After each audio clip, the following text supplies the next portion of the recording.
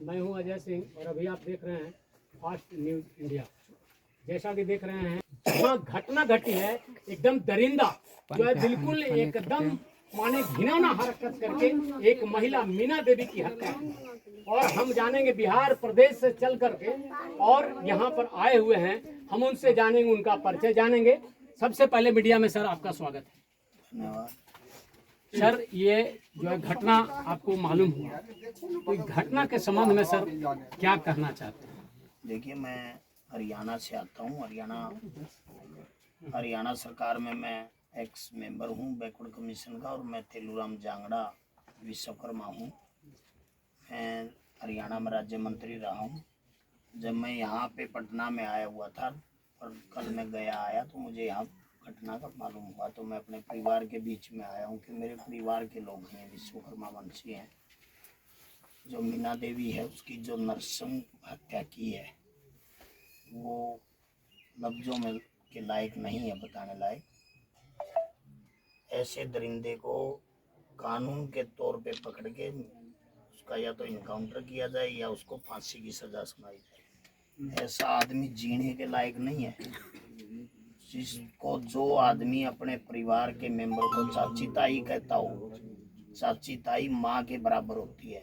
चाची हो या ताई हो, जिसको चाची कह दिया तो वो माँ के बराबर होती है, और माँ जीने के लायक नहीं रहना चाहिए। उसको तो गोली मार देनी चाहिए, उसका पुलिस इनकाउंटर करे या कानून उसको सजा दे, फांसी की सजा उसको कोर्ट से होनी चाहिए। ऐसा जब तक ये सख्त कार्रवाई नहीं होगी, ये दरिंदे ऐसे ही घूमते रहेंगे और कानून को धज्जी बता के लोगों को, और जो माँ बहन है हमारी, उनका यही इसी प्रकार का असर करते रहेंगे। सख्त कार्रवाई बहुत ज़रूरी है। जब मैं यहाँ आ रहा था, लोगों ने मुझे बताया भी है कि इससे बड़ा अपराध हमने अभी तक देखा नहीं। ये जो शरारती तत्व है, जिसने भी किया वो गांव का ही है। और ये तो हमारी बेटी है, जो उसको भी बुलाया, उसके भी मुंह पे चोट मैंने देखी, अभी आंख पे लग गई। उसकी तो आंख जाने वाली थी, थोड़ी सी और लग जाती तो सारे उस पर नीला हुआ पड़ा है। ऐसा इंसान, और कंधे पे फ्रैक्चर है। मेरे तो मुंह से लफ्ज नहीं निकल रहे। जो इतनी जघन्य अपराध जिस इंसान ने किया है, उसको जीने का कोई अधिकार नहीं है। उसको तो तुरंत कानूनी कार्रवाई है, जो भी आईओ है, जो भी है, उसको उनको गिरफ्तार करके उनके सख्त कार्रवाई करें। और मैं भी यहाँ जाने के बाद एसपी महोदय से बात करूँगा। अभी जाने के बाद एसपी साहब से पूछें भी गए कि या तो कार्रवाई जल्द करें, जितना जल्द से जल्द उसको सलाखों के पीछे करें, ताकि और किसी के साथ ऐसा ना हो। और मैं तो कानून से भी और सरकार से भी यही अरदास करूँगा कि उनको जल्दी से जल्दी पकड़ के उनको कानूनी सज़ा दिलवाएं, ताकि और भी जो माँ बहनें हैं उनको बचाया जा सके। दूसरी बात एक और मैं यहाँ कहता हूँ, मैं सुनता था कि बिहार में ऐसे वो होते हैं, लेकिन बिहार की सरकार को भी डूब मरना चाहिए।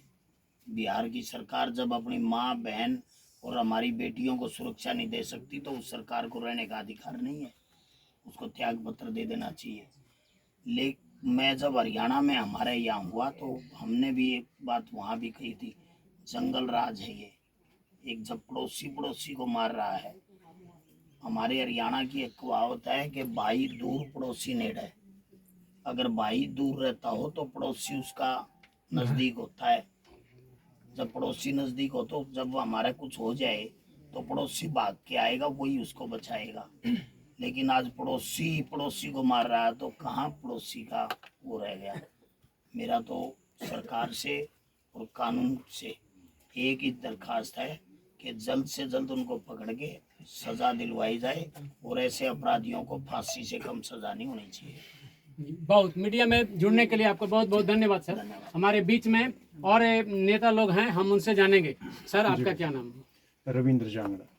सर, आप जो इस घटना का घटना घटी है, निर्मम जो हत्या हुई है, इस संबंध में आप बिहार सरकार से क्या कहना चाहते हैं?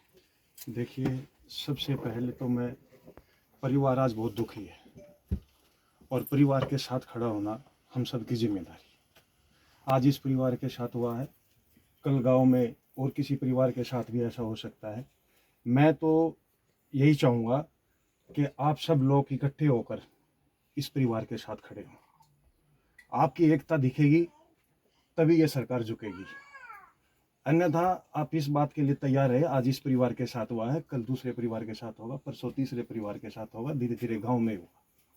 तो सबसे बात मैं कुछ कह नहीं सकता, जैसे मैंने इस घटना को देखा है, लड़की को देखा है, ये बहुत ही दुखद और बहुत ही शर्मनाक घटना है। इस सरकार में ऑल ओवर इंडिया के अंदर जितने हादसे हुए हैं, आज से पहले इतना बुरा हाल कभी नहीं हुआ। ये दरिंदगी जितनी फैलाती है ये सरकार फैला रही है, इसमें सरकार दोषी है। इतनी शांत परिवार, क्योंकि ये पिछड़ा परिवार है, यहाँ पे वो बात नहीं हो सकती, इसलिए सरकार इसको इग्नोर कर रही है। पर मैं आपको आश्वासन देता हूँ, हम इस परिवार के साथ खड़े हैं। आज नहीं तो कल हम, अगर इनको न्याय नहीं मिलता है, एक दिन देखेंगे, 2 दिन देखेंगे, एसपी महोदय जी से बात करेंगे, प्रशासन से बात करेंगे। अगर ये जल्दी से जल्दी इसको पकड़कर सजा नहीं दी गई तो मैं तो ये कहता हूँ, इस परिवार के साथ बैठूंगा, भूखा प्यासा बैठूंगा और परिवार के साथ सारे गांव को जोड़ूंगा, सबको जोड़ूंगा। और सबसे हाथ जोड़कर विनती करता हूँ कि जब तक पानी भी पीने का हक नहीं है हमें, जब तक इस परिवार को न्याय नहीं मिलता।